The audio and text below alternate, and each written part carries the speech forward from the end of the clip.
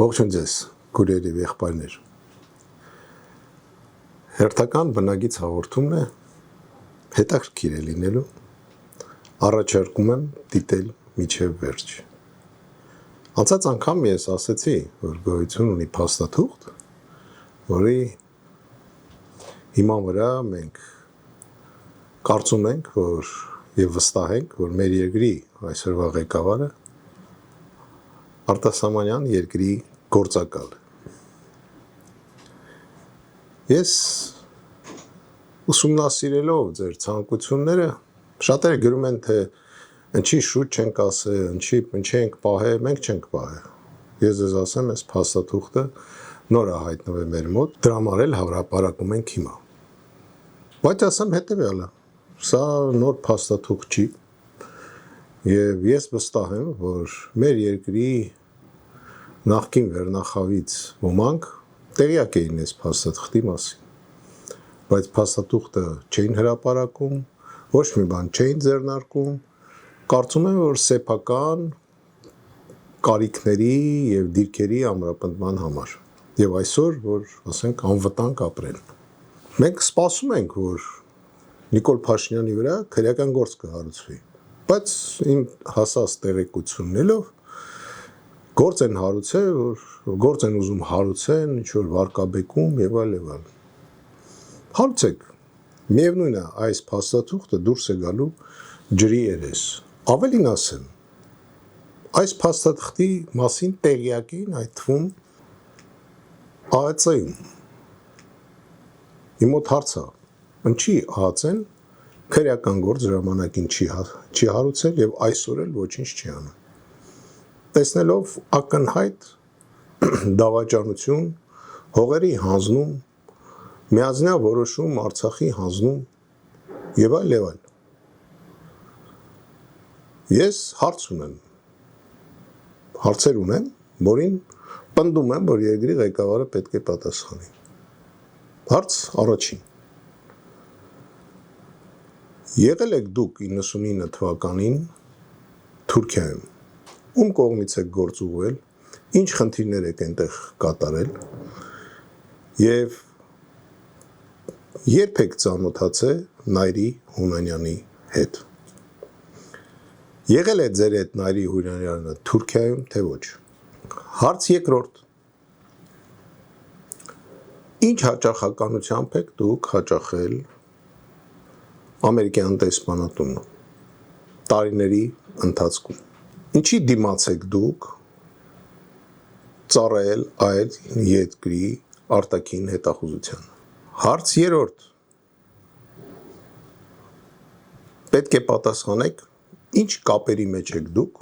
Թուրքիայի հետախուզական ծառայությունների հետ։ Հարց չորրորդ։ Ով էր 18 թվականի եւ 2008 թվականի հեղափոխության ինկասատորը։ Ում հանձնարարությամբ եք դուք ընկել զինվորականների հետևից։ Ինչ նպատակներ եք հետապնդում, դատելով սպայական կազմին եւ գեներալիտետին։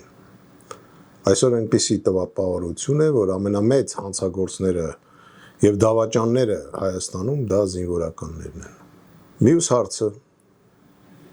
շատ կարևոր հարց։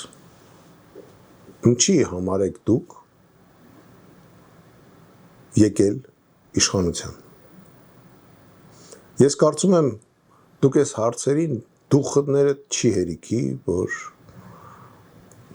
պատասխանեք։ Մի բան էլ ասեմ, այդ փաստաթուղթի մեջ միայն ու միայն Նիկոլ Փաշինյանի անունը չէ։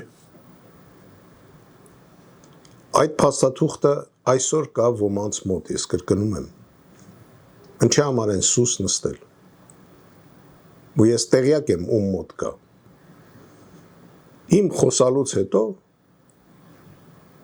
մեր երկրի ղեկավարը զանգարում է այն մարդուն, ով իրեն շանտաժի էր ենթարկում, պարբերաբար, եւ հարցնում է ո՞նց է այդ փաստաթուղթը ընկել իմ ձեռքում։ Ես ասում եմ մի քանի օրվա պատմություն։ Ես երևի թե գա ժամանակ մեմուարներ գրեմ, որ հասկանաք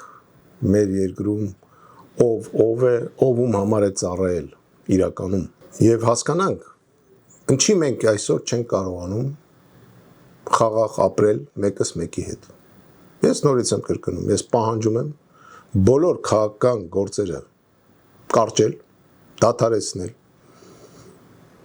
բոլոր քաղաքական գործիչներին բաց թողել բանտերից, հակառակ դեպքում ձեր դեմքը կլինի կապուտ գույնի, խայտառակ եմ, իսկ ու այդ թուղթ գրելը առաջարկում եմ դադարես, և եթե այսպես շարունակվի, ես էլ եմ գալի արդեն այն եզրակացությանը, որ ոչ մի ընտրություններով մենք Հայաստանում հարց չենք կարող լուծենք և գուցե մտածենք, ինչ պետք է անենք, որ դուք այդտեղից հեռանաք։ Ի վերջո, գնացեք ծառայեք այն երկրին, ումից գումարներ եք ստացել ժամանակին։ Մենք պայքարելու ենք, խնդրում եմ հետևեք, հետաքրքիր է լինելու, հետևեք և միացեք մեր պայքարին, քանի որ ազգեր, որոնք ընկնում են ճակատամարտում, նորից բարձրանում են, իսկ ազգեր, որոնք հանձնվում են, վերանում են։